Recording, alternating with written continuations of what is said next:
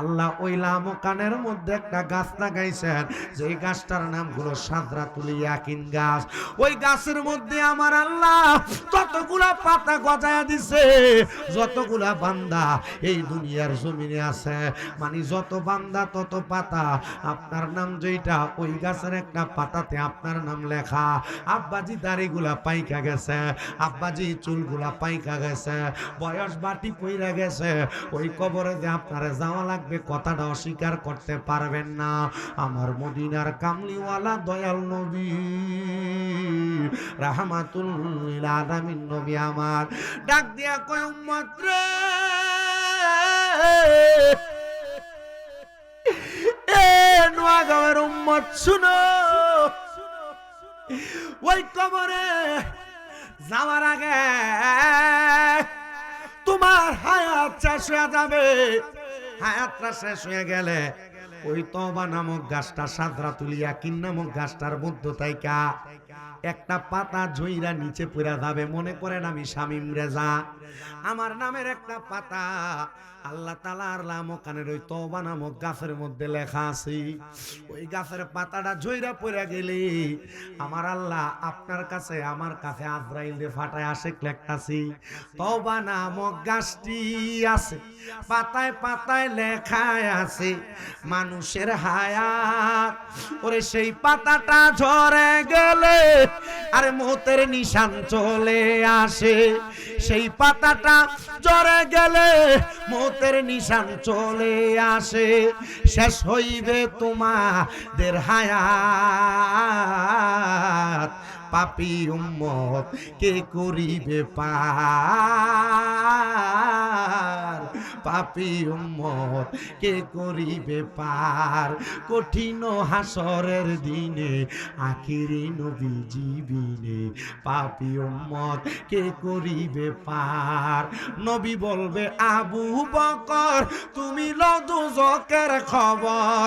নবী বলবে, আবু বকর তুমি লও দুজকের খবর। উম্মত নি দুজকে যায় আমার, পাপী উম্মত কে করিবে পার। নবী বলবে, ওসমান গনি তুমি লও কাউসারের পানি। নবী বলবে, ওসমান গনি তুমি লও কাউসারের পানি।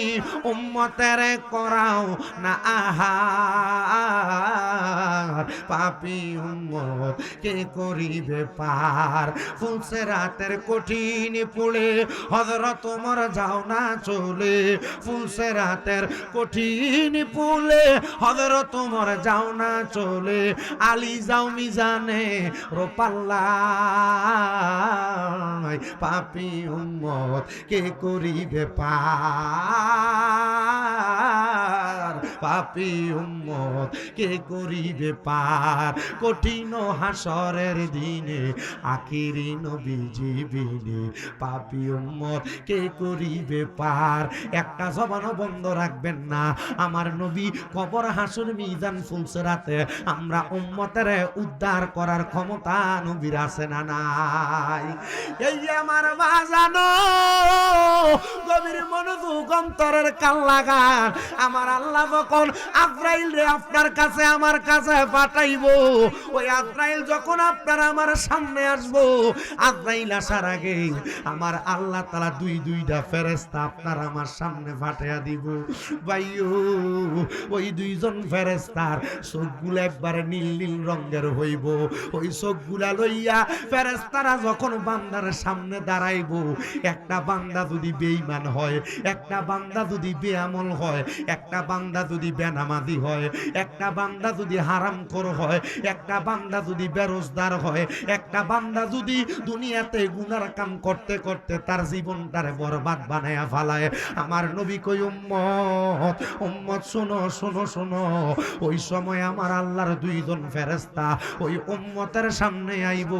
ওই উম্মতের সামনে আইসা ফেরেশতাগুলা যখন দাঁড়ায়া যাইব, ফেরেশতাদের ভয়ঙ্কর রূপটা দেখা ওই উম্মতের চোখগুলা বড় বড় হইয়া যাইব, উম্মতরা ভয়ে বিছানার মধ্যে প্রস্রাব পায়খানা কইরা দিব।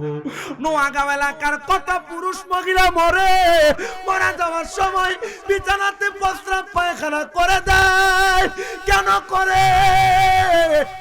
একবার চিন্তা করো রে আব্বাজি, আমি শামীম রাজা মরার পরে বিছানাতে যদি প্রস্রাব পায়খানা করে দেই, মানুষ বলবে হায় আফসোস রে। আজরাইলের ভয়ঙ্কর চেহারাটা দেইখা মনে হয় ভয়ে বিছানাতে প্রস্রাব পায়খানা করে দিছি। এ পর্দার অন্তরালের মা গো, যুবক ভাই, মুরব্বী বাবা শোনো, অন্তরের কানটা লাগে শোনো গো। ওই ফেরেশতার দেইখা যখন বান্দা বিছানাতে প্রস্রাব পায়খানা কইরা দিব, ওই বান্দাটা আফসোসের সাগরে থাকব। আরে শুধু আফসোস করবে না,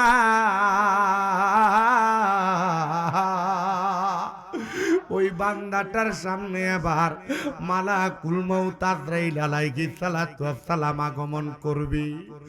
বান্দা ডাক দিয়া কইব, রে আজরাইল, আমার রুহুটা এখন নিও না, আমি এখনো পর্যন্ত মরার প্রস্তুতি গ্রহণ করতে পারি নাই, আমার রুহুটার একটু পরে নিয়ে যাও।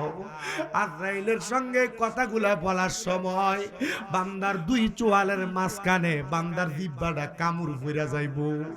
ও আব্বাজি, বুঝছেননি মানুষ মরার সময় কেল লাগা জিহ্বাটার ভিতরে কামড় দেয়। এবার আজরাইল যখন বান্দার দিকে চাইব, বান্দার চোখ গুলা দিয়া আজরাইল রে বলবে, আজরাইল রে, আমার একটু সুযোগ দাও, আমি এখনো পর্যন্ত মরার প্রস্তুতি গ্রহণ করি নাই। হযরতে মালাকুল মউত আজরাইল আলাইহিস সালাতু ওয়াস সালাম অপেক্ষা করবে বান্দার রূহটা নেওয়ার জন্য। আল্লাহ, এই বান্দার তো রূহটা নেওয়ার জন্য বান্দার চেষ্টা করতেছে না। ওই বান্দার চোখ তখন আজরাইলের দিকে তাকায়া বান্দার চোখ গুলা উল্টে যাবে। দেখছেননি বান্দার চোখ কেমনে উল্টে যায়। এবার আজরাইলের সামনে আইসা আপনার আমার বুকটার ভিতরে তাবা দিয়া ধরব। আমার নবী কয়, আমি নবীর রূহ মুবারক নেওয়ার জন্য আসছে।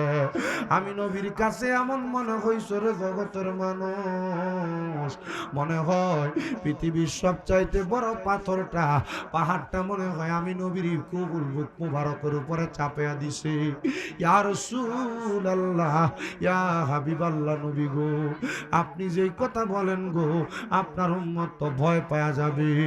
আমার নবী কই, উম্মত, আজরাইলে বুকের উপর হাতটা রাখার সাথে সাথে একটা বান্দার ঘাড়ের রগগুলা ঠাস ঠাস করে ছিঁড়ে যায়, হাতের রগগুলা ছিঁড়ে যায়, পায়ের রগগুলা ছিঁড়ে যায়। বান্দা আফসোস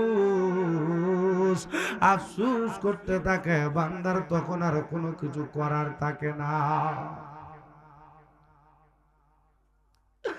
বান্দার তখন কিছু করার থাকে না গো।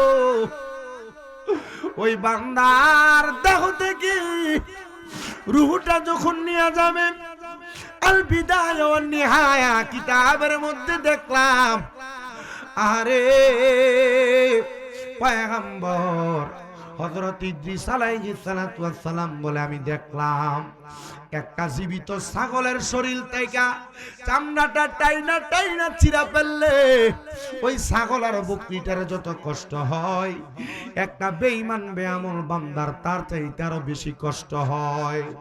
আমার নবী বলেন, উম্মত শোনো গো, উম্মত শোনো, যখন রূহটা কবজ করে নিবে, ওই রূহটা নেওয়ার পরে দেহ পরে থাকবে, বান্দার দেহ কখন চলাচল করবে না। রূহ থাকবে আজরাইলের হাতে। আশিক লিখতেছি, দেহ তোমার চর্মচর গলে পচে যাবে, শিরায় উপশিরা গুলো ছিন্ন ভিন্ন হবে, পরে রবে মাটির উপর। মন আমার কেন বান্ধ দালান ঘর, রে মন আমার কেন বান্ধ দালান ঘর। একদিন মাটির ভিতরে হবে ঘরে, মন আমার কেন বান্ধ দালান ঘর, রে মন আমার কেন বান্ধ দালান ঘর। প্রাণ পাখি উড়ে যাবে পিঞ্জর ছেড়ে, ধরা দমে সবই রবে তুমি যাবে চলে।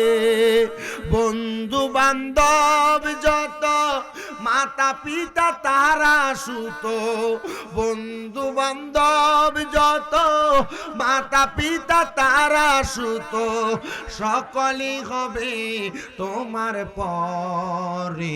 মন আমার কেন বান্ধ দালান ঘর, একদিন মাটির ভিতরে হবে ঘরে। মন আমার কেন বান্ধ দালান ঘর, রে মন আমার কেন বান্ধ দালান ঘর।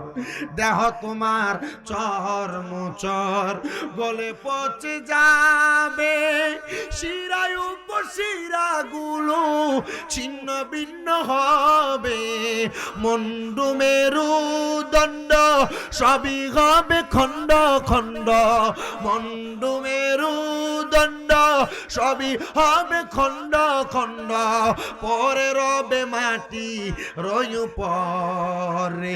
মন আমার কেন বান্ধ দালান ঘর, রে মন আমার কেন বান্ধ দালান ঘর।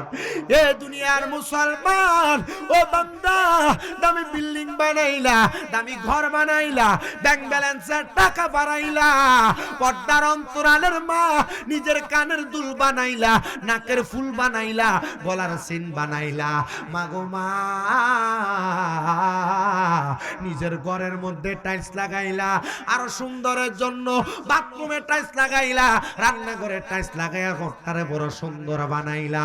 ও মা, তুমি যে যেই কবরে যায় ঘুমাইবা, ও মুরব্বী বাবা, যেই কবরে যায় ঘুমাইবা, ওই কবরের বাড়িটারে তো একটু পরিষ্কার করলা না, ওই কবর ঘরের খবর তো লইলা না। কবর ঘরে মানুষ কেমনে থাকবো? কবর ঘরে সব মানুষ ভালো থাকতো না, কবর ঘরে সব মানুষ আরামে থাকতো না। কবর ঘরে যারা ভালো থাকবো, এরা সাচ্চা পাক্কা মুমিন হইলে তারা ভালো থাকতে পারবো, নামাজি হইলে ভালো থাকতে পারবো, রোজাদার হইলে ভালো থাকতে পারবো, হজ যাকাতকারী হইলে ভালো থাকতে পারবো। বেঈমান বেআমল কখনো ওই কবর ঘরে ভালো থাকতে পারবে না। আল্লাহর নবী কয়, একটা বেঈমান বেআমল বান্দা রুহুটা কবজ করার পরে তার দেহটা দুনিয়াতে পড়ে থাকবে, তার রুহুটা আজরাইল আলাইহিস সালাতু ওয়াস সালাম নিয়ে যাবে। আজরাইল যখন রুহুটা নিয়ে যাবে, রুহুটা দিয়ে বলবে, আজরাইল তুমি যদি জানতা আমার জন্য আমার আল্লাহ তাআলা কত যন্ত্রণাদায়ক শাস্তি রেডি করে রাখছে, তাহলে তুমি আমার এত তাড়াতাড়ি নিয়ে যাইতা না, আরো আস্তে আস্তে আস্তে আস্তে আমার নিয়ে যাইতা। ও বন্ধুরে, এবার আজরাইল বান্দার রুহুটা নিয়ে যাইব, কিন্তু স্বাভাবিকভাবে নিয়ে যাইতো না। এদের রুমাল দেখেন, কাপড় দেখেন, দুলা যেমন ভাবে বিয়া করার সময় নাকের মধ্যে একটা রুমাল লাগে বিয়া করার জন্য আসে, আজরাইলে একটা বেঈমান বেআমল বেনামাজি হারাম করে রুহুটা নেওয়ার সময় আজরাইল তেমন নাকটার ভিতরে কাপড়টা লাগায়া বান্দা রুহুটা নিয়ে উপরের দিকে রওনা করবে। আহারে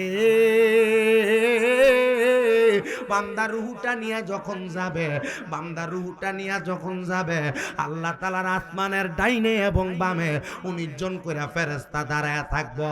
ওই ফেরেশতারা বেঈমান বেআমল, এ মা তোমরা যারা বেনামাজি বেফরদা, তোমাদের রূহটা দেইকা আজরাইল সহ অন্যান্য 19 জন ফেরেশতারা থু থু থু থু নিক্ষেপ করবে। আজরাইল বলবে, কিরে ফেরেশতার দল, এরা না আশরাফুল মাখলুকাত, এরা না পৃথিবীর সবচাইতে শ্রেষ্ঠ মাখলুকাত, শ্রেষ্ঠ জাতি, তাহলে তোমরা কেন এই বান্দার দিকে থুতু নিক্ষেপ করো? আজরাইল আলাইহিস সালাতু ওয়াস সালাম ওই ফেরেশতারা জবাব দিব, আমরা থুতু নিক্ষেপ করি কারণটা জানতে চাইলেন, আপনি যে নাকে রুমাল লাগাইলেন এটার কারণটা তো কইলেন না। আজরাইল বলবে, বান্দা দুনিয়াতে বদ আমল করতে করতে, বদ কাম করতে করতে বান্দার রূহটা একটা দুর্গন্ধযুক্ত রূহ হয়ে গেছে, এই জন্য বান্দারে থুতু নিক্ষেপ করি।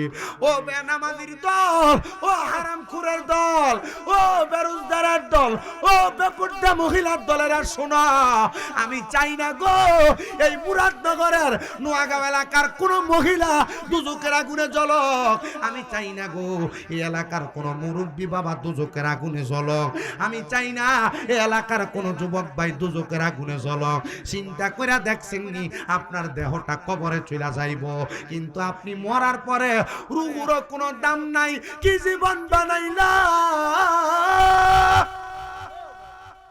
যে জীবনের মরার পরেও দাম নাই। এ পর্দার অন্তরালের মা, কি জীবন বানাইলা যে জীবনের কোনো দাম নাই, কোনো ইজ্জত নাই, কোনো সম্মান নাই, মরার পরেও নাই, মরার আগেও নাই। মরার আগে বিয়াজ্জতির মতো তোমার রূহটা লইয়া যাইব, মরার পরে রূহটারে অন্যান্য ফেরেশতারা থুতু দিয়া বিয়াজ্জতি করব, শরম দিব।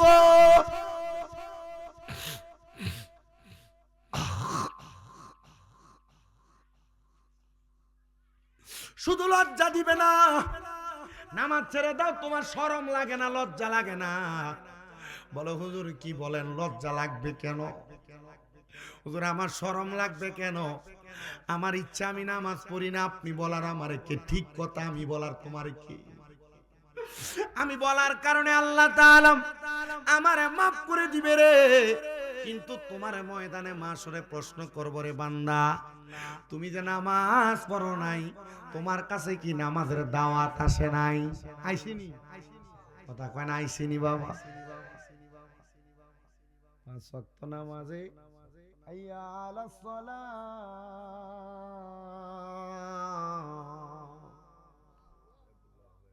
দোহানে আইও, ক্যারাম বোর্ড খেলা যায়, শীতকাল আছে, ককবেট খেলবার লাগে আইও, ইদানি কইছে হাইয়াল আসসালাহ, কিদা ইমাম সাহেব কিদা কইছে? নামাজের দিকে আইতো কইছে। আর মসজিদে আজান দেয় বেটা বিড়ি ফুটকিতে টানলে মুখ লাগাইয়া টানতে টানতে দোয়ানে যায়। হ্যাঁ বুড়া বিমৃতি, তোমরা তো ঠিক ঠিক, তোমরা তো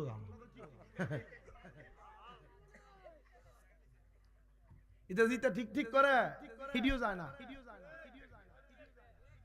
নামাজ দিকের সবই দেয়, হ্যাঁ, কিন্তু নিজেরও করে না। আছে না নাই?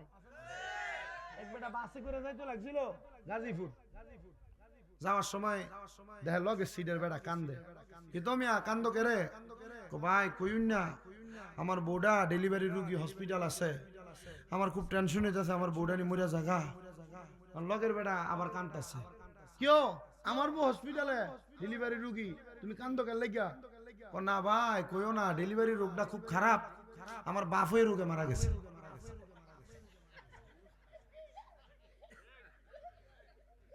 বাপও? আচ্ছা বাপে কি ডেলিভারি রোগে মারা যায়? এই জাতি বুঝে নামাজ না পড়লে গুনাহ, হ্যাঁ তো বুঝছে না, দেখা কইছে এই জাতি বুঝছো নামাজ পড়ে না, এই জাতি বুঝছো রোজা রাখে না, এ জাতির মহিলারা বুঝছো পর্দা করে না, এ জাতির মহিলারা বুঝার পরেও শালীনতা বজায় রেখে স্বামীর আদেশ মাইনা চলে না। খোদা কি কসম করে বলি, মরার পরে কোনো শান্তি না। কি বলেন? আপনার কাছে কি মনে হয় 2.5 ঘন্টা ওয়াজ করলে যে ওয়াজ লাগবে কালে ওয়াজ হইছে না? শুনেন, আমি আপনার এলাকায় নতুন না, নতুন কি বাড়ি না বুইয়া বাড়ি, 2 বার আইছি তো। ফার্স্ট কিত্তার কামাল কান দিলাম 2 বার, এন দিয়ে তো আর কয়েক জায়গাতে আইছিলাম। কালীপুরা জালালউদ্দিন কইও কালীপুরা আপনার মাইক দিয়ে তো ওয়াজ করছি, আইছি তো। হ্যাঁ তবুর কাছে না দেখি উঠে গেছে 1 ঘন্টা পরে, মনে আছে নি? কালীপুরা হ্যারি কালীপুরা কেটে কেটে গেছে লাইন দেই। আপনি তো যাইবেন, একজন শুধু হয়েছি। আপনি আছে মাইকলার ক্যামেরা ও হুজুর তো আমরা তো থাকবো না, ইমাম সাহেব মনে রাখেন। আপনি যদি আপনার নিজের কপাল খান, কেউ আপনার বাধা দিব? কথা বলেন, কেউ বাধা দিব? আব্বা আমার কাছে ভালো লাগতেছে আপনার যে মুরব্বীরা বইছেন, মুরব্বীরা বইলে ওয়াজ করে মজা পাওয়া যায়। আমি ইটা স্যাংরা ফ্যাংরা উঠে যাই, ইটার কাছে ওয়াজ করি না। ছোট মানুষ এরা শুনবো, এরা আইবো, আছে এরা এই ট্রেডিশনটা মুখস্থ করে রাখবো। আপনারা মরিয়া গেলে এরা যখন আমরার মতো বয়সে আইবো তখন এরা মাহফিল করবে, ঠিক আছে না? এটা ওয়াজ মাহফিল না হইলে ফলাফাইন গান বাজনা লইলে থাকলো হইলে দেখছেন ঠিকঠাক হয়েছে। কে আমি এনে বহনের পরে 3 বার উঠছি। আপনারা কি চান আপনার এই নোয়াগাঁওয়ের মহিলারা দুজকে যায়? দুজক কি বালা জায়গা? আপনারা কি চান আপনাদের এলাকার মুরব্বীরা দুজকে যায়? দুজক কি বালাকা জায়গা? আপনারা কি চান এলাকার যুবকরা দুজকে যায়? তো দুজকে তুই যাইবি তোরা মোবাইলটা হাতে লইয়া এই আওয়ানোর সময় এই জায়গায় মার মার মার মার হইলো।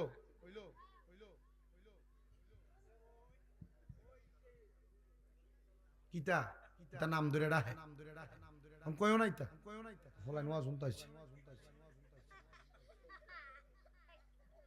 এ বাবা শোনো শোনো,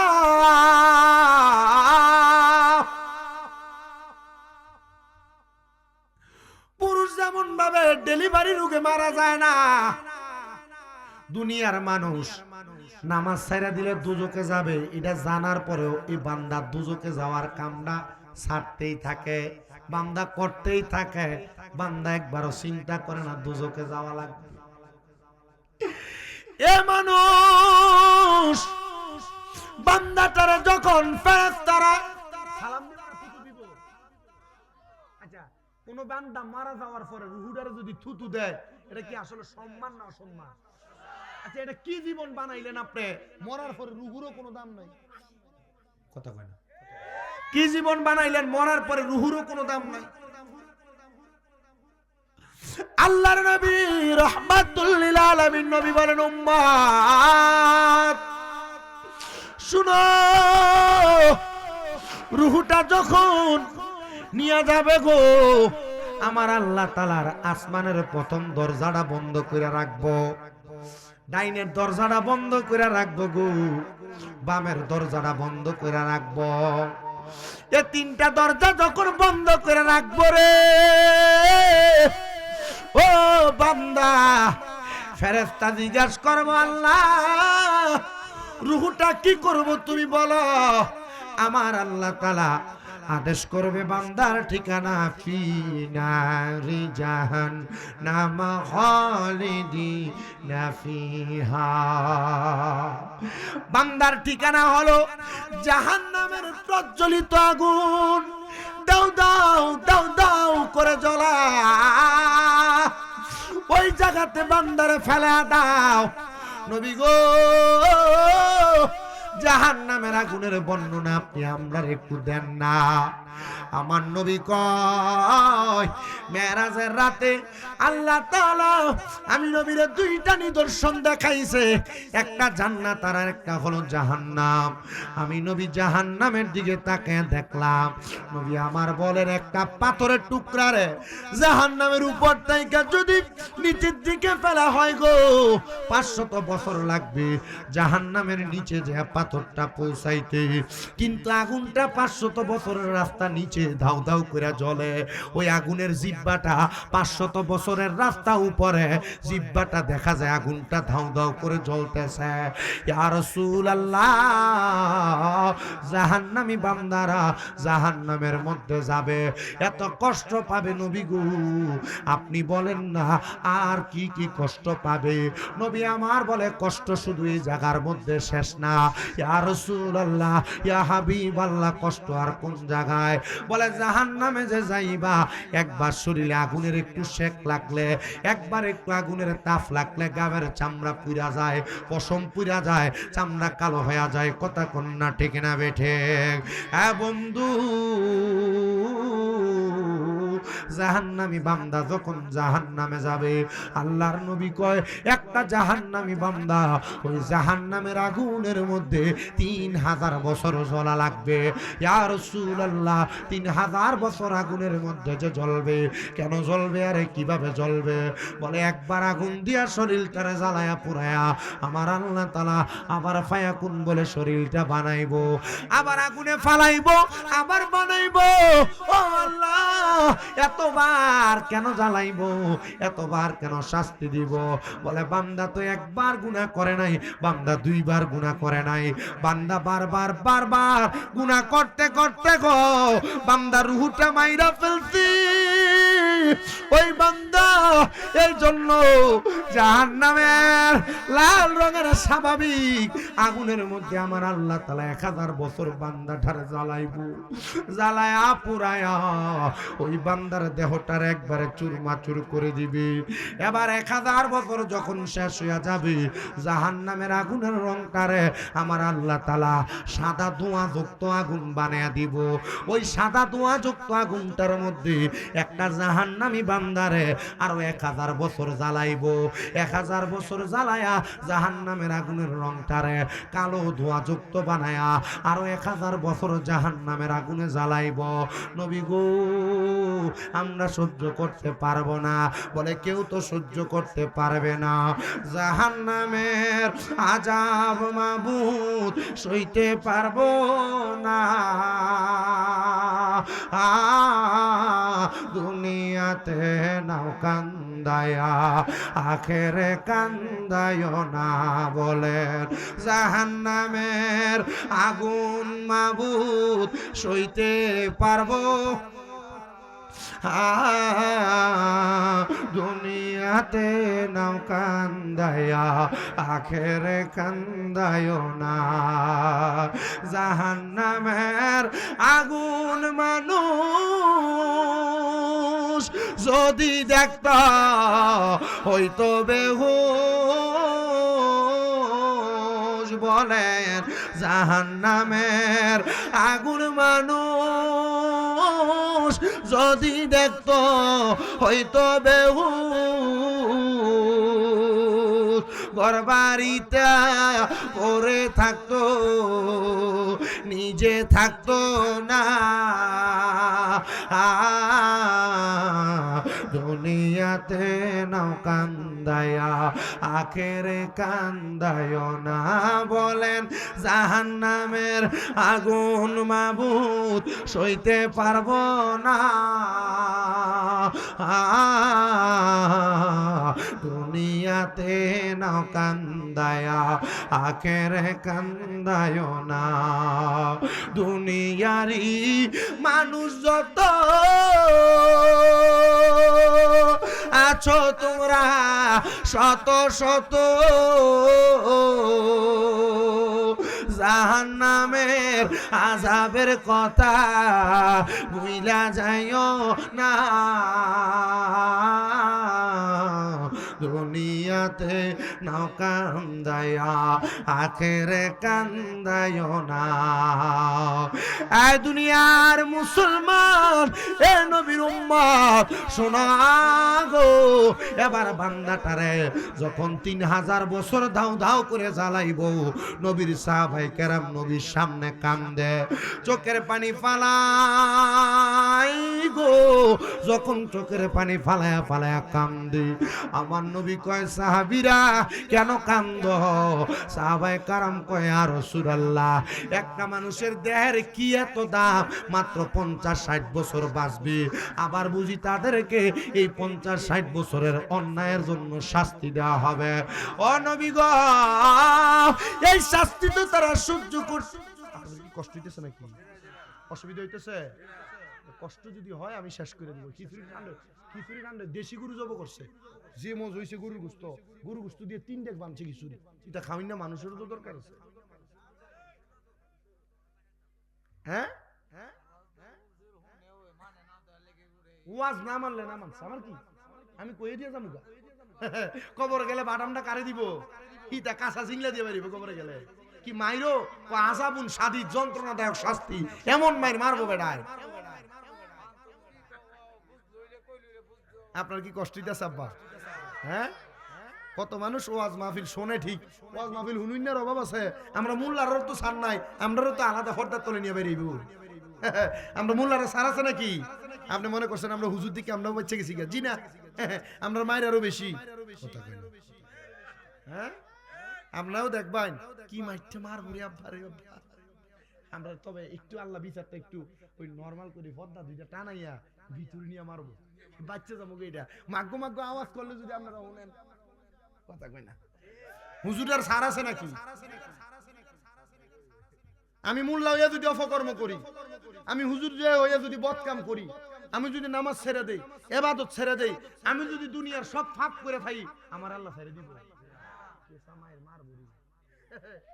মোল্লার পাঞ্জাবি ঠিক কোটি ঠিক পাঞ্জাবি ঠিক পাগড়ি ঠিক দাড়ি ঠিক জুব্বা ঠিক আসকান ঠিক সব ঠিক এটা সব ঠিক আছে ইমান ঠিক নেই দুর্বল এটা শয়তান এটার কবরে গেলে এমন মায়ের মারবো রে আল্লাহ কেমন মায়ের আযাবুন শাদীদ আযাবুন যন্ত্রণাদায়ক শাস্তি কি মা হুজুর সার নাই বেরিয়া চিন্তা করতেছে মোল্লা আমরা দুইয়া দিয়া যাইতাছো জি না আমি চাই নোয়াগাঁওয়ের বেরিয়ে জান্নাতে যাই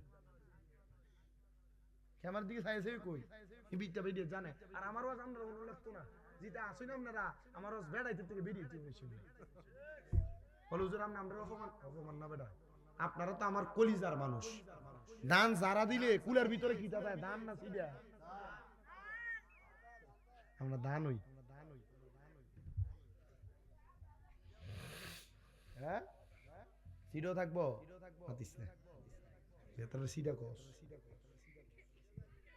থাক খিচুড়ি তো খাওয়ান লাগবো কথা কর না কেউ আইয়ে খাইতো কেউ আইয়ে চাইতো আর আপনারা এসে নোয়াজ হনবার লাগিয়া মারহাবা কি বার করে দিছে খের কি বার করে দিছে এই কয়দিন আগে বানসারামপুর মাহফিলত গেলাম মনে আছে তোমার খের সই তো না ইয়া হইছে কি উগলা আরে শর্ট সিমেন্টের শর্ট বিছে নিচে দিয়া পানি ওঠে মানুষে বইয়া থাকে ঠান্ডা আর আপনারা এখানে সুন্দর খেরাইন বনাইন বইছে দিছে মারহাবা কর শীতকালে ওয়াজ করতাম আই আর কি আমরা তো টেহাডা লইয়া যাই আপনারা যে কষ্ট করে বইবে আপনারা 500-1000 করে টেহা দেওয়ার দরকার ছিল করতে দিব আমি আপনারা দিলে আমার হাত দিয়ে তো বাগে পাইলাম নইলে যাক আল্লাহ যেটা দিছে আল্লাহ উত্তম জাযা দান করুক আমিন কর না দি কত আপনাদের কাছে আমার মাদ্রাসা দাওয়াত দিয়ে গেলাম কিন্তু আপনারা পাইলাম না হ্যাঁ আল্লাহ কবুল করুক আপনারা আমিন কোন একটু মুহাম্মদে দুরূদ শরীফকে আসতে পারবেন না জোরে কবরে ফিডাটা কি আসতে হইব না জোরে ফিডার থেকে বাঁচবার লাগে জোরে জোরে দুরূদ শরীফ পড়েন এরপরে শাস্তিটা কি আছে এরপরে বলতেছি আমার ভাইজান কইছে ভাই ওয়াজ যেটা ধরবেন এটা শেষ করবেন অর্ধেক পথে ফালাই দিয়া যাওন যেত না কি কোন আপনারা ওয়াজ আমি অর্ধেক পথে ফালাই না বক্তাও না শর্টকাটে হইলো শেষ করে দিই মুহাম্মদে দুরূদ শরীফ পড়েন আল্লাহুম্মা সাল্লি আলা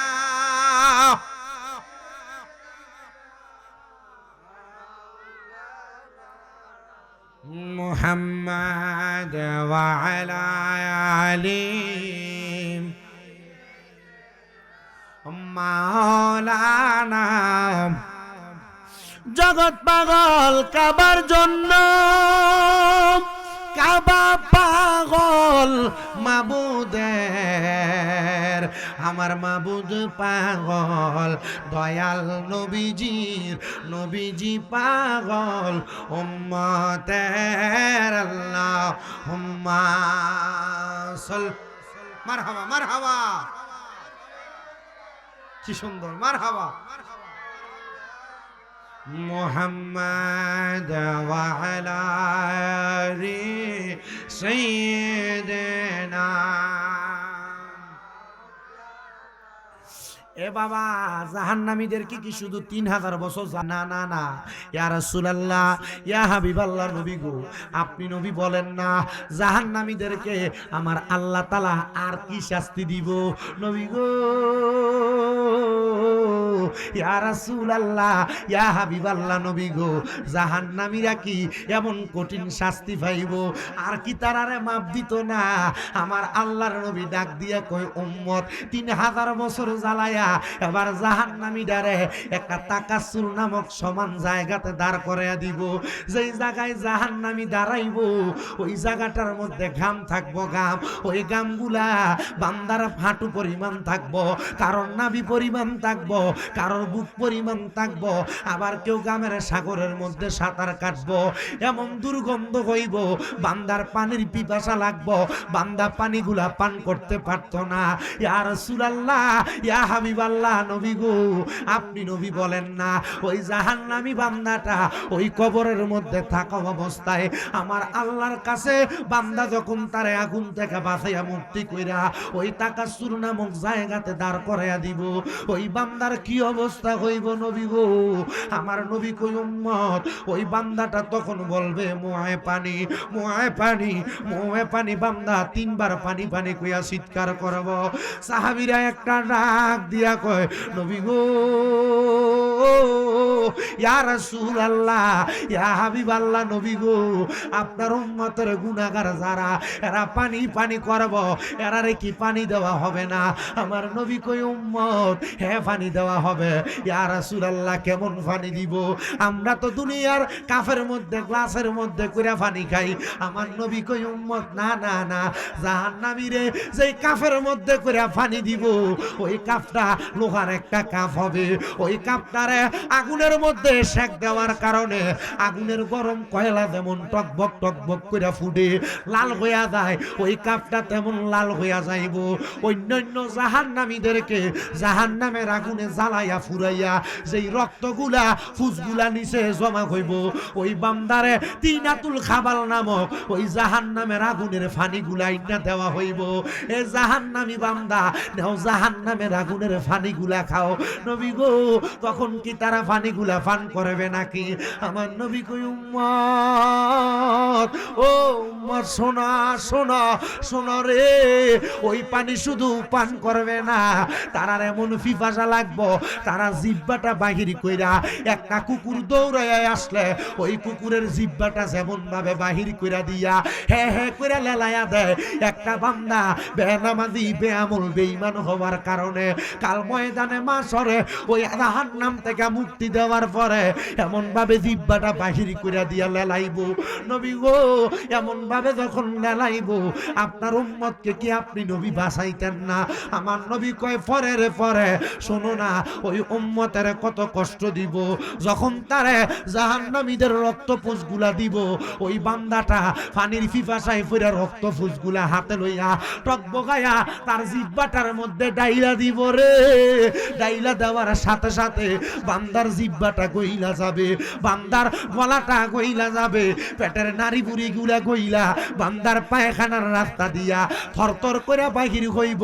ওই জাহান্নামী মুক্তি পাইতো না।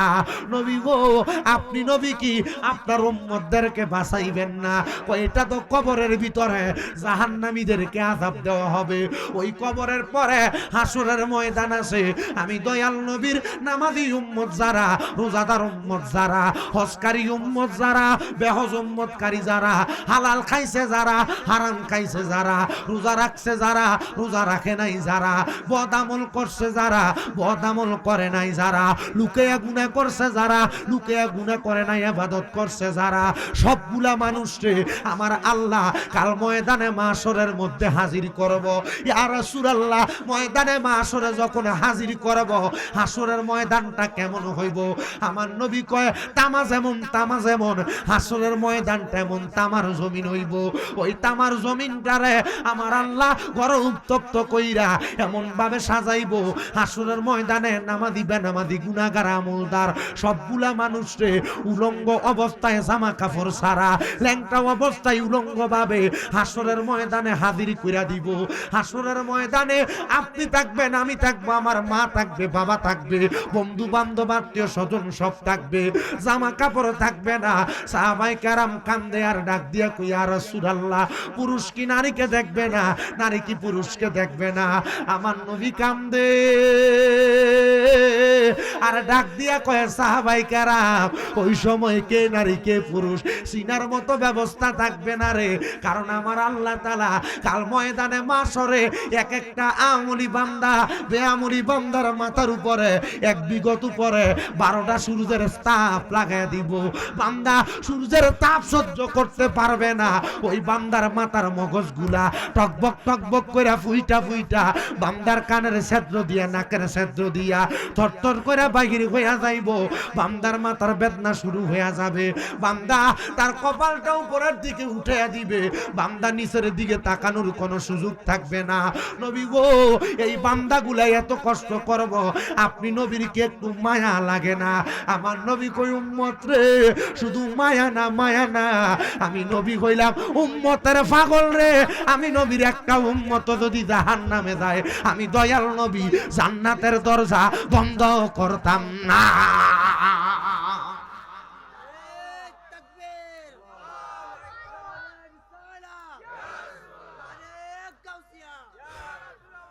আব্বা, জাহান্নামের দরজা যে আমার নবীজি রাহমাতুল লিল আলামিন নবী বন্ধ করতো না। আচ্ছা, একবার চিন্তা করে দেখেন, জাহান্নামের জান্নাতের দরজা যে বন্ধ করতো না। কিতা মিটিং ছুটতে এলেছেন? কিতা ভাইয়া, অশেষ বেশিক্ষণ আর করতাম না ভাই।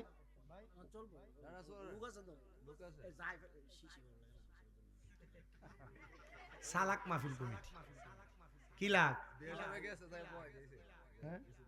দেখছি আমি। শোনেন, আমি যদি 3 ঘন্টার ওয়াজ 1 ঘন্টাতে করি, আমার সমস্যা আছে। আমি আপনি বুঝেন আমি কি ওয়াজ করছি। আব্বাজি ওয়াজ বুঝছেন না আপনারা? এটারা বুঝছে, আমার ওয়াজ বুঝুন না তারা, এরা বুঝতেছে। আমি বুঝতেছি কে মনোযোগ দিয়ে ওয়াজ শুনতেছে। তো তুই কথা কস, 2 ঘন্টা কস। একটা না যে চিল্লে ওয়াজটা খুন করছি, এই ওয়াজটা অন্য জায়গার ভিতরে কোনো জায়গাত করলে 10-15 জন সমানে তাকবীর দিল। হ্যাঁ, অনকালা ঠিক নবীজি দরজা বন্ধ করবেন না। কিসের দরজা? কথা কয় না, দিই কথা না, কিসের দরজা? ইয়া রাসূলুল্লাহ, কেমনে? আমার নবী কয়, হাসরের ময়দানে মানুষ যখন উলঙ্গ, যখন মানুষ কষ্ট পাইব, তামার জমিনে পাও রাখবো, তখন এ মানুষগুলা হাহাকার আফসোস করবে। লেখছে না, সেদিন হায় হায় হাহাকারে পইরা যাবে দনি, পিপাসায় ফাটিবে ছাতি, মগজ গলে পানি, কান্দিয়া জমিবে যত আদম সন্তান, আদম নবীর কাছে যাইয়া চাইবে এহসান। আদম বলবে, নফসি নফসি, আমি কি সুপারিশ করতে পারি গো? তোমরা তাড়াতাড়ি চইলা যাও না নূরের নবীর দরবারে, কঠিন দিনে আমার নবী জীবিনে, কঠিন দিনে আমার নূর নবী বিনে। কন্যা নাই কোনো বন্ধু গো, নাই দরদি নাই, কঠিন দিনে আমার নূর নবী বিনে, কঠিন দিনে আমার নূর নবী বিনে। বন্ধু ও আমার নবীর পাগলেরা রে, আমার দয়াল নবী রাহমাতুল লিল আলামিন নবী আমার কান্দে আর ডাক দিয়া কয় উম্মত যখন তোমরা হাহাকার করবা আফসোস করবা রে, ওই সময় আমার আল্লাহ তাআলা হাসরের ময়দানের চারিদিক থেকে আগুনের কুণ্ডুলি জ্বালায়া দিব, চারিদিক থেকে মানুষগুলারে আগুন দৌড়াইতে দৌড়াইতে দৌড়াইতে দৌড়াইতে পুরা হাসরের ময়দানের একটা কর্নারের মধ্যে একসাথে করব। ইয়া রাসূলুল্লাহ, তখন আপনি নবী কি করবেন? আমার নবী কয় হাসরের ময়দানের পশ্চিম দিক থেকে আমি দয়াল নবী সাদা রঙের একটা জুব্বা অথবা পাঞ্জাবি কাপড় লাগায়া আমি নবী দৌড়াইয়া হাসরের ময়দানে আসব। আমি দেখবো আমার উম্মতগুলা খাড়ানো। নবী কয় আমি যখন উম্মতগুলার দেখবো, দেখবো মা বাপ মরে গেলে ফুটাইতের চেহারা যেমন এতিমের মতো, আমার উম্মতের এমন এতিমের মতো তাকিয়ে রয়েছে। আল্লাহর নবী বলেন উম্মত রে, আমি তাকে দেখবো উম্মত গুলা এমন পেরেশান, আমি ওই পেরেশান উম্মত গুলার সামনে যাব। আমি যখন এমন অবস্থা দেখব রে, আমার আল্লাহ বলছে ওয়া মিনাল লাইলি ফাতাহাজ্জাদ বিহি নাফিলাতাল লাকা আসা আইয়াবআসাকা রাব্বুকা মাকামাম মাহমুদা।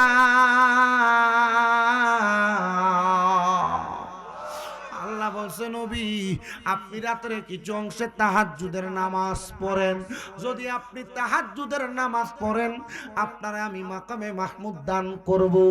আমার আল্লাহ তখন আমার নবীরে মাকামে মাহমুদ প্রশংসার দরজা দান করবে।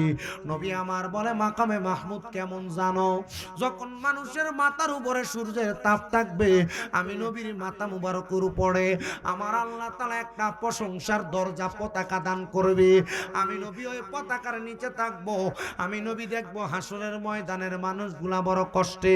আমি দয়াল নবীজি আমার পতাকাটার নিচে আমার যে উম্মত নামাজি, আমার যে উম্মত রোজাদার, যে উম্মত পর্দাশীল, যে উম্মত দুনিয়াতে আমল ইবাদত করছে, আমি নবী টান দিয়া দিয়া আমি নবী ওই পর্দার নিচে প্রবেশ করাইব।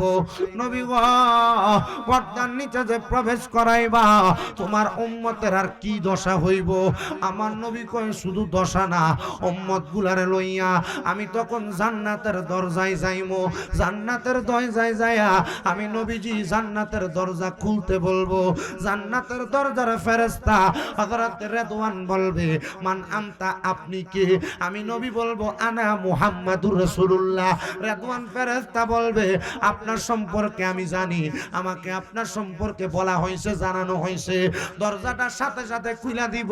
আদম থেকে ঈসা নবী পর্যন্ত যত নবী রাসূল সব নবীদের সিরিয়াল হবে একটা, প্রত্যেক নবীর পেছনে পেছনে ওনাদের উম্মতের সিরিয়াল হবে আর একটা, আর আমার দয়াল নবী নবীর উম্মতের লইয়া একটা সিরিয়াল করব। সব নবীদের এক কাতার, আমার নবীর আর এক কাতার। নবী যখন জান্নাতের দরজায় দাঁড়ায়া জান্নাতের দরজা খুলতে বলবো রে, আমার নবীর পরিচয় পায়া আর কোনো কিছু জিজ্ঞাসা না কইরা ডাইরেক্ট আমার নবীর রহমাতুল লিল আলামিন নবীর জান্নাতের দরজা খুলে দিব। জান্নাতের দরজা খোলার সাথে সাথে আমার নবী জান্নাতের দরজার চৌকাঠটার মধ্যে দাঁড়ায়া দাঁড়ায়া আমার নবীর উম্মতদেরকে জান্নাতে নিয়ে যাইব। নবী আমার চৌকাঠে দাঁড়ানো, নবীর উম্মত যখন জান্নাতে চলে যাবে আমার নবী দাঁড়ায়া থাকবে আদম থেকে ঈসা নবীরে জান্নাতে পাঠানোর জন্য। ফেরেশতারা বলবে আল্লাহ আপনার বন্ধু নবীরে বলেন না একটু জায়গা করে দেওয়ার জন্য। আমার নূরের নবী রাহমাতুল লিল আলামিন নবী ওই সময় সাথে সাথে আমার আল্লাহর কুদরতি কদমের মধ্যে সেজদায় পড়ে যাইব। ডাক দিয়া কয় মামা বুঝ ও দয়াল আল্লাহ, আমি দয়াল নবীজির গুনাহগার উম্মতগুলা কোথায়? যারা বেহেশতে গেছে এরা তো জান্নাতি, যারা বেহেশতে গেছে এরা তো রোজাদার, এরা পর্দাশীল। নবী গো, আমার অনেক গুনাহগার উম্মত না জাইনা না বুঝা গুনাহ করছে, আমার উম্মত গুলা কোথায়? আমার আল্লাহ ডাক দিয়ে কইব, জিব্রাইল আমার বন্ধুরে বলো মাথা মোবারক উঠাইতে। আমার বন্ধু যা দরখাস্ত করবে সব দরখাস্ত আমি আল্লাহ কবুল করবো। আমার দয়াল নবী মাথা মোবারক উঠাইব। আমার নবী যখন মাথা মোবারক উঠাইব, ফেরেশতারা ডাক দিয়ে বলবো, নবী গো আপনি কি বলবেন গো নবী? আপনি বলেন, আপনার সব কথা শোনা হবে। আমার দয়াল নবী বলবে, ফেরেশতারা আমি নবী অন্য কোনো কিছু চাই না, আমি নবীর গুনাহগার উম্মত গুলা কোথায়? আমার নবী কই, উম্মত শাফাতি লি আহলিল কাবাইরি মিন উম্মতি, আমার উম্মতের ভিতরে কোন উম্মত যদি কবিরা গুনাহ করে আমি নবী তার জন্য সুপারিশ করব। আমার দয়াল নবী রাহমাতুল লিল আলামিন নবী মদিনার তাজদার হুজুর নূর সাল্লাল্লাহু আলাইহি ওয়াসাল্লাম নবী বলবে, হে ফেরেশতা আমার উম্মত কোথায়? বলে, আপনার উম্মতের নেক আমল বদ আমল মাফ হইয়া গেছে, এরার বদ আমল বেশি, এই জন্য এরারে আমরা ফেরেশতার দর জাহান্নামে দিয়ে দিছি। এ ফেরেশতা মানতে পারি না, এ ফেরেশতা বুঝতে পারি না, আমার উম্মতের আমল নামাগুলা আরেকবার ওজন করো। জাহান্নামে দিয়ে দিছি, আবার কইব আমল ওজন করবার লাগি, মারাবা কই না। কি দামি উম্মত, কি দাম, কি সম্মান, কি ইজ্জত। আমরা সুন্নিরার একটা দোষ আছে, আমরা শুধু নবী নবী করি। আমরা নবী নবী করলে আমরা কই বন্ড, বেদাতি কয়নি, কয় হা। নবী যখন আলমে আরো হয়, দুনিয়াতে আল্লাহ মানুষ বানাইছেন, নবী ওই সময় উম্মত উম্মত কইছে। নবী যখন মায়ের গর্ভে দুনিয়াতে আইছে না, উম্মত উম্মত কইছে। নবী যখন দুনিয়াতে আসছেন, সেজদায় পড়ে রইছে, নবীর ফুফি আম্মা কই, দেখি বাতিজা মুহাম্মদের ছোটগুলা টপ টপ করে লড়ে, ঠান্ডা লাগায় দেখি ইয়া উম্মতি উম্মতি কইয়া কান্দে। 63 বছর হায়াতে জিন্দেগিতে দুনিয়ার জমিনে ছিল আমার নবীজি, এই 63 বছর জিন্দেগিতে উম্মত উম্মত করছে। নবীজি রওজা মোবারকে এখন উম্মত উম্মত করে, কিয়ামতের আগ পর্যন্ত নবীজি উম্মত উম্মত করব। নবীর যতটা উম্মত যদি একটা উম্মত জাহান্নামে থাকে, আমার নবী তখনও উম্মত উম্মত কইরা জাহান্নামীটারে জান্নাত বানাইবো। তা আমরা সুন্নিরা নবী নবী করতাম না, তোরার বাপের নাম কইতাম, দমকার কাটার দল। ঈমান চুরি করে লয়ে যাইতাছে, মিলাদ নাই, কিয়াম নাই, দুরুদ নাই, সালাম নাই, জানাজার পর দোয়া নাই, এটা নাই হেডা নাই, তো তোর বাপ দাদা 14 গোষ্ঠীর মাথা আছে বেটা।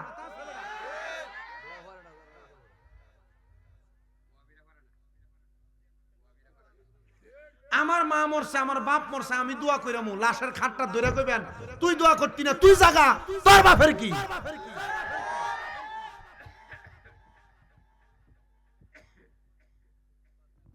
কষ্ট হইতেছে আব্বা, মনে কষ্ট নিতেছে, মনে কষ্ট নিলেও কইেন, আমি আপনার পুরান বক্তা, জিফুত যেমনে কথা কয় আমি আপনার লগে এমনি কথা কইতেছি। আমার খুব পরিশ্রম হয়েছে আজকে, জানেন, আমি কিন্তু এমনি আপনার কাছে চিল্লে ওয়াজ করতেছি। আমার গত 2 তারিখের পর থেকে আমি সিলেট, গতকালকে পর্যন্ত 5 তারিখে পরীক্ষা ছিল, আগের দিন 2টা মাহফিল ছিল আমার, 7 তারিখে হবিগঞ্জে। এই পরীক্ষার আগের রাইতে 2 মাহফিল করে দৌড়ে আইয়া পরীক্ষা দিছি, গাড়ির স্পিডে রানিং। পরীক্ষা দিতে ঢুকছে দিনের 1টা, বাড়িছি 5টা, 4 ঘন্টা কামেলের পরীক্ষা না হুজুর, ফেকার ফাইনাল পরীক্ষা। পরীক্ষা দিয়া বাইরে হয়ে আবার গাড়ি তুলছি, আবার টান দিয়ে গেছি সিলেট হবিগঞ্জ, হ্যাঁ মাহফিল করছি। 5 তারিখ 6 তারিখ 7 তারিখ কইরা আজকে কয় তারিখ? আজকে সকাল 9টার দিকে পরীক্ষা, রাতে 3:30টার দিকে নামছি। ঘুমটা কদ্দুর হয়েছে আপনারা বিচার করেন শুধু। উইঠা 9টার দিকে আবার পরীক্ষার হলে ঢুকছি, 1টা পর্যন্ত পরীক্ষা দিয়া বাইরে খাওয়া দাওয়া করে বাড়িতে দেখা গোসল দিয়া বাইরে আবার রানিং আইছি, গাড়িতে ঘুমাইছি। আপনার কি মনে হয় যে গাড়ির ঘুমে আমার শরীর কাভার করব? উপর দিয়া শুরুতে দেখা যায় যে জোয়ান জান মানুষ, ভিতর দিয়া বুড়ো হয়ে গেছে।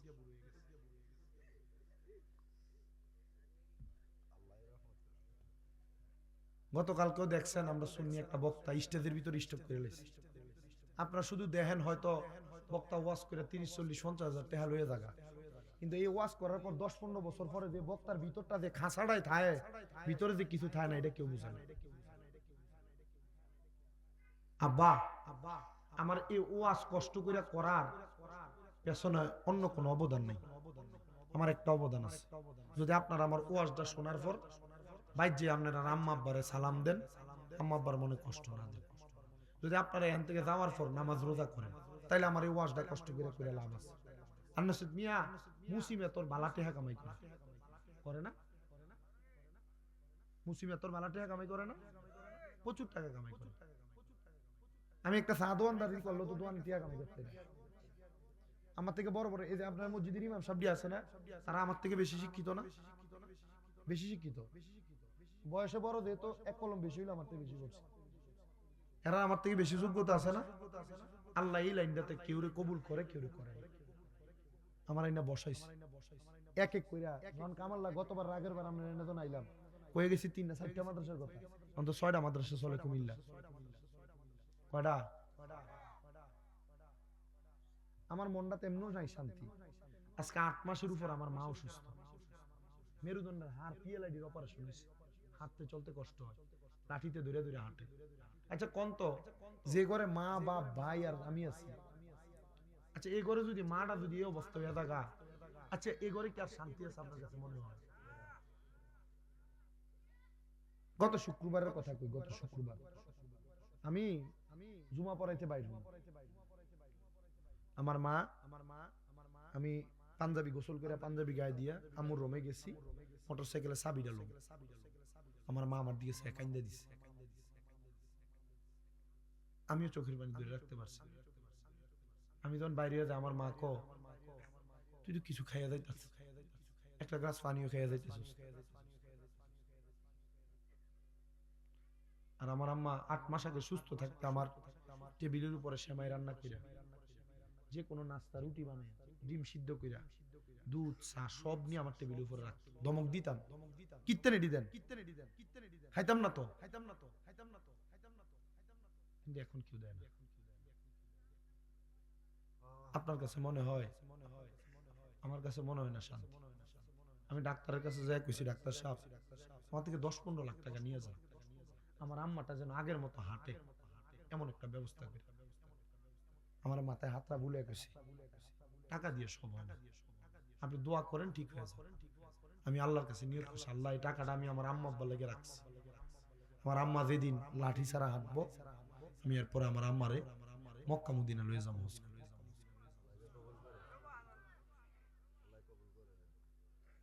আপনি দুনিয়াতে রক্ত সম্পর্কের ভাই বোন খালা মামা ফুফু, আমি আমার জীবনে আপন কেউরে পাইছি না।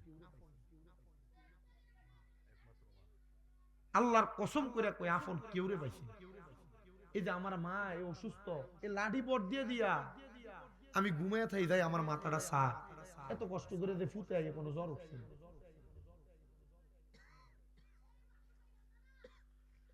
এখন এই ল্যাংড়ায় ল্যাংড়ায় আন আর শুইল্লা আমার বক্সে করে আমার টেবিলের উপরে নিয়ে রাখা দেয়, আমি যে রুমে থাকি বিস্কুটের ডিব্বাটা নিয়ে ওইখানে রাখা দেয়।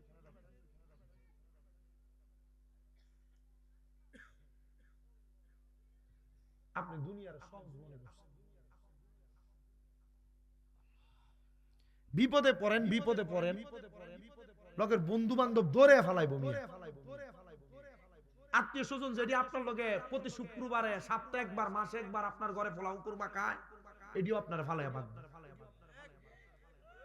10,000 টাকা হাওলাত চাইছে, টাকা না দেন, দেখবেন এরপরের দিন আপনি চেহারার দিকে চাইয়ে কথা বলছেন। আর আমি আমার মা অসুস্থ হওয়ার পরে এগুলা প্রমাণ পেয়েছি। ঘরে ভাত রান্নার মানুষ নেই, ফালাই দিয়ে গেছে।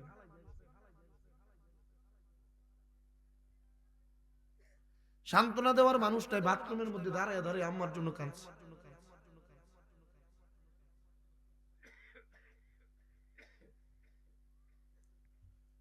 ওয়াজ মাহফিলের ময়দানটা বড় সহজ, বড় কঠিন। আমরা যারা বক্তা জগতে ওয়াজ করি, আমাদের যদি মানসিক ভাবে প্রশান্তি না থাকে, লাখ টাকা কামাই করলে কোনো শান্তি নেই।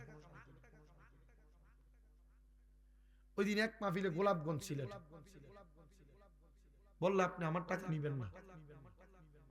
মাহফিল কমিটি নিজে 50,000 টাকা হাদিয়া দিয়া, তারা চাচা ভাতিজা মামা ভাগিনা আরো 1,000 হাদিয়া দিয়া, যে লোক মাহফিলে দাওয়াত দিয়ে নিছে তার চাচি আরো 25,000 টাকা বাড়তি হাদিয়া দিছে। স্টেজ থেকে নামার পরে এক ছেলে কানতে কানতে আইনা 10,000 টাকা মুট করে দিয়ে দিছে। মনে হয়তো 2-3 হাজার টাকা কম হবে, 1 লাখ টাকার মতো এক মাহফিলে কামাই করে নিয়ে বাড়িতে।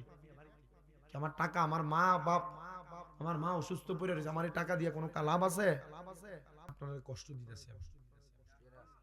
যতক্ষণ কষ্ট দিচ্ছি ততক্ষণ সময়ে এই উষ্ণ ঠান্ডা বাতাস শৈত্যপ্রবাহ চলতেছে, ছোট ছোট বাচ্চারা অসুস্থ হয়ে যাইতেছে, মুরব্বী মানুষ এই ঠান্ডার কারণে মারা যাচ্ছে ঘুমে।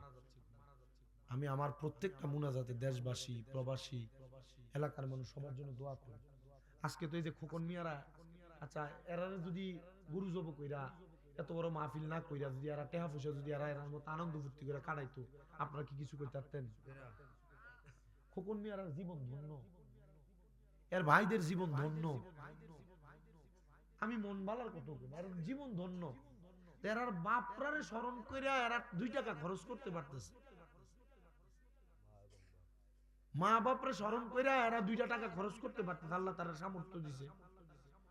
মুরাদনগরে এর থেকে কোটি কোটি লাখ লাখ টাকার মালিক পড়ে রইছে। আম্মা আব্বার কবরের পারে কবে গেছে কইতে পারতেন? আম্মা আব্বার লাগে ফকির মিসকিনরে কবে 10-20 টাকা খাওয়াইছে কইতে পারতেন? মুরাদনগরে এমন বহুত পয়সাওয়ালা আছে, কুমিল্লাতে বহুত পয়সাওয়ালা আছে, আম্মা আব্বার কবরস্থানের সামনে নিয়ে দাঁড় করে দিলে মা বাবার কবর কোনটা চিনিয়ে দিতে পারতো না।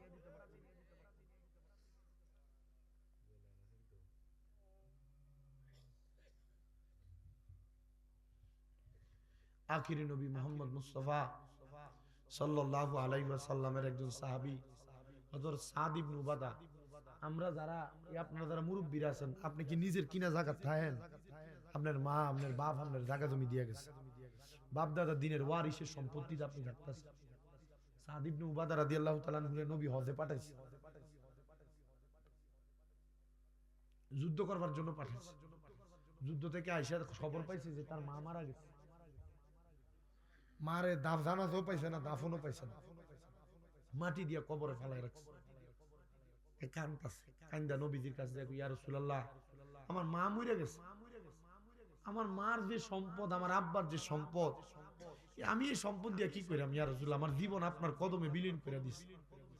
নবীজি আমার মাটা যে মরে গেছে, আমার এই সম্পদ লাগতো না, এই আমার মার সম্পদ থেকে যদি আমি কিছু দিয়া দেই, আপনি কোন তো আমার মা শান্তি পাইবনি। আমার নবী কান্দে আর ডাক দিয়ে গেছে, এ সাদ ইবনে উবাদা সাক্ষী থাকো, তুমি যদি তোমার মার পক্ষ থেকে কিছু সদকা করো, আল্লাহ তোমার মারে মাফ করে দিবে।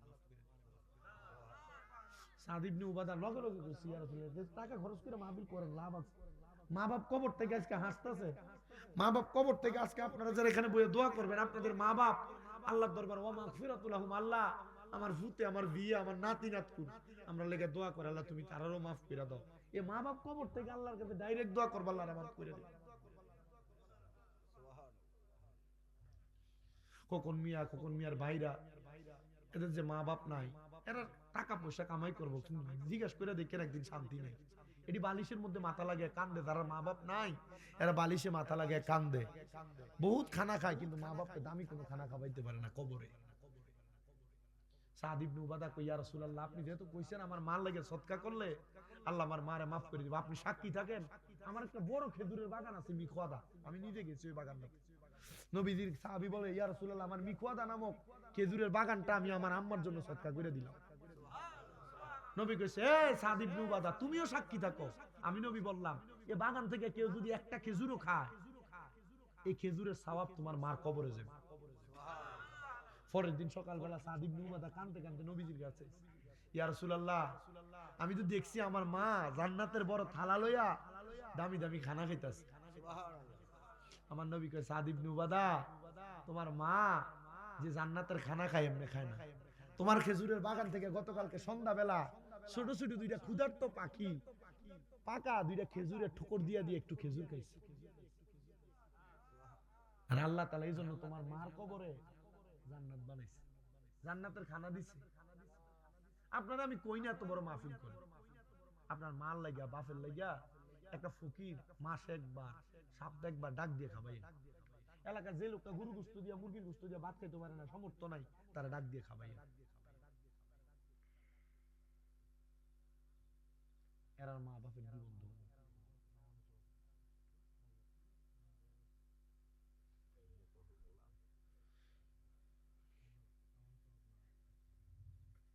আব্বাজি নবীজি জান্নাতের দরজায় দাঁড়ানো, কথাটা মনে আছে আপনাদের? সেজদায় পড়া, নবী চলে গেছেন, উম্মতের আমলটি আরেকবার মাপ দিতে, মিজানের তো উম্মতের আমলটি মাপ দিতে। আমার নবী তাকায় দেখবো উম্মতের নামাজ রোজার আমলের ফাল্লাটা হালকা হয়ে উপরের দিকে উঠে আসছে, আর বদ আমল গুনার ফাল্লাটা ভারী হয়ে নিচের দিকে। আমরার মতো অপরাধী মিজানের পাল্লায় উঠাও যদি, ক্ষমা পাওয়ার আশা না রাখি। আমরার মতো অপরাধী মিজানের পাল্লায় উঠাও যদি, ক্ষমা পাওয়ার আশা না রাখি। আল্লাহর নবী আপনার দরবারে ইয়া স্বামী হাজির হইয়াছি। আমার নবী বলেন উম্মত, ওই মিজানের পাল্লায় যখন উম্মতের আমল নামাগুলো ওজন করা হবে রে, আমি নবীজি হাসরের ময়দানে দৌড়ে আইসা উম্মতের আমলের পাল্লা একটা সাদা কাগজের টুকরা দিয়া দিব। উম্মতের আমল নামার পাল্লাটা থরথর করে নিচের দিকে নামতে থাকবে, নিচের দিকে। ইয়া রাসূলুল্লাহ, ওই ছোট কাগজের টুকরাতে কি থাকবে? বলে আমি নবীর প্রতি একবার দুরূদ শরীফ লেখা থাকবে।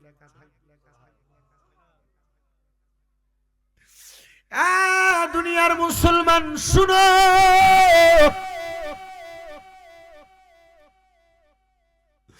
শুধু নামাজ পড়লে জান্নাতে যাইবা কথাটা এমন না রে, কারণ এলাকার সুদখোরেরাও নামাজ পড়ে। শুধু রোজা রাখলে জান্নাতে যাইবা এমন না রে, কারণ এলাকার মধ্যে বহু মানুষ আছে পরের হক মাইরা খায়া খায়া শেষ বয়সে আইসা সুফিগিরি দেখা।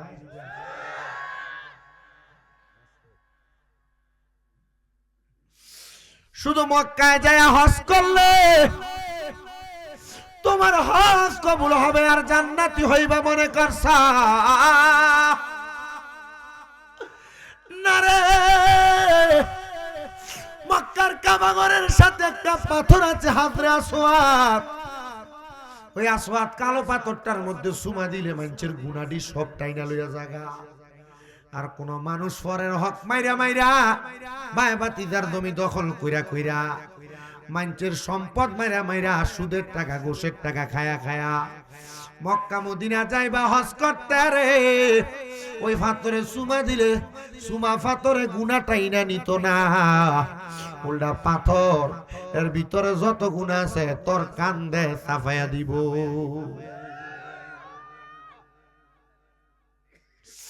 এ বাবা শুনো রে, আমার নূরের নবী রাহমাতুল লিল আলামিন নবী মদিনার তাজদার হুজুর পুর নূর সাল্লাল্লাহু আলাইহি ওয়াসাল্লাম নবী আমার ডাক দিয়া কয় উম্মত রে,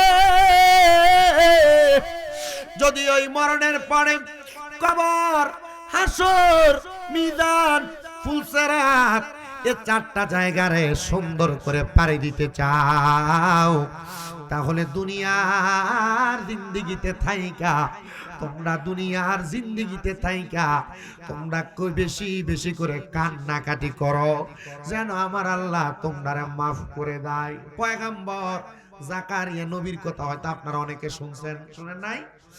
জাকারিয়া নবী আল্লাহর দরবারে বেশি বেশি কাঁদতেন। উনার সুন্দর ঘর ছিল, বাড়ি ছিল পাহাড়ের একটা গুহার মধ্যে, খেজুরের বাগানের মাঝখান দিয়ে একটা ছোট খাসরার মতো বানাইছে।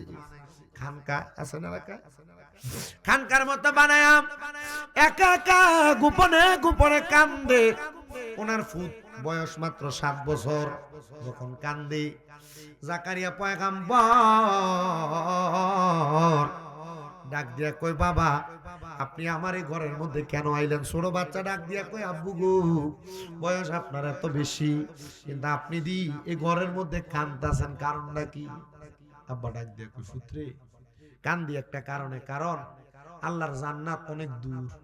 কবর, হাসর, মিজান, ফুলসেরাত ফাড়ি দিয়া জান্নাতে যদি যাইতে হয়, এই জায়গাটা ফাড়ি দেওয়ানের যে ফুজিটা লাগে, ভাড়াটা গাড়ি ভাড়া দিয়ে তো যাওয়া লাগবে মুরাদনগর বাজার, যে ভাড়াটা লাগে এই ভাড়াটা হইলো বান্দার চোখের পানি। মরণের কথা স্মরণ করে কয়দিন কাঁদছে? মরণেরই কথা মানুষ স্মরণ করো না,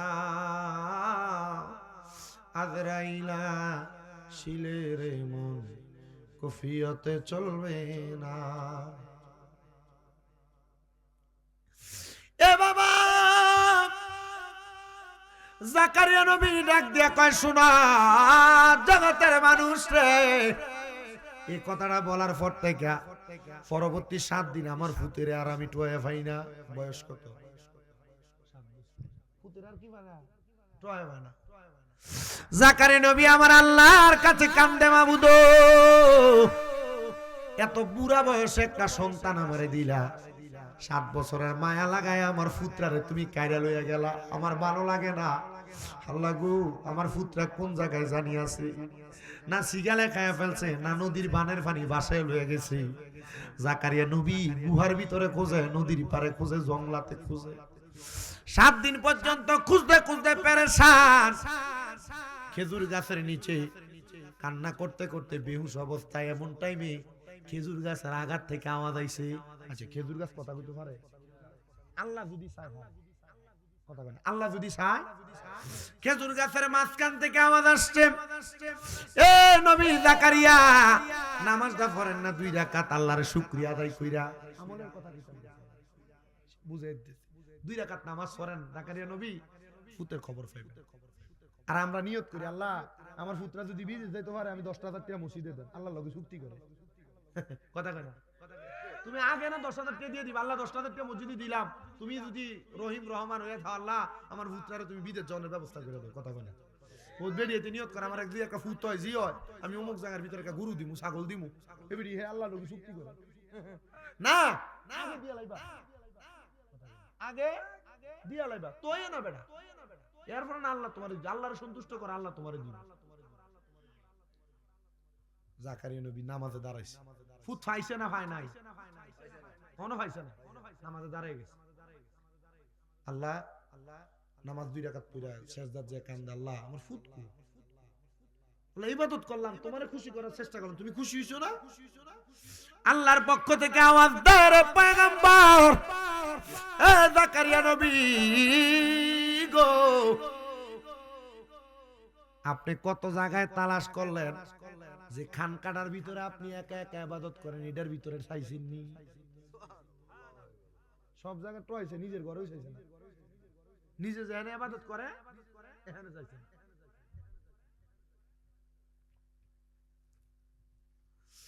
উনার ইবাদত খানার মধ্যে যায়া দেখতেছে 7 বছরের সন্তান চোখের পানি ফালায়া ফালায়া কান্দে রে, বাহুগুলাতে দইরা তুলছে, দেখে পুত্রার চোখটি কানতে কানতে লাল বড় বড় হয়ে গেছে, ফুলা গেছে। এ আব্বা 7 দিন কইছিলা, বলে বাবা এই ঘরের মধ্যে, বলে তোমার চোখ কেন ফুলছে? বলে কানতে কানতে। আব্বাজি বয়স তো বেশি হয় নাই, নামাজও তো ফরজ হয় নাই, 7 বছরে সন্তানদেরকে নামাজের কথা বলতে বলছি, 10 বছর বয়সে ফুতে নামাজ না পড়লে ফুতের বাইরেতে কইছি, শাসন করতে কইছি। এখন বাপ মা জি ফুতেরা নামাজের কথা বলতে পারে না, কারণ বাপ মা নিজেই বেনামাজি। কথা কয় না? বেনামাজি মা বাবা, তোমার সন্তান সন্ততি কোনোদিন তোমার কাজে আসবে না। পুরা ওয়াজের মূল ওয়াজ এটা, পুরা ওয়াজের মূল ওয়াজ করে দিলাম। হ্যাঁ, জি ফুতেরা নামাজ পড়বে কেন? নিজে নামাজ পড়ে না?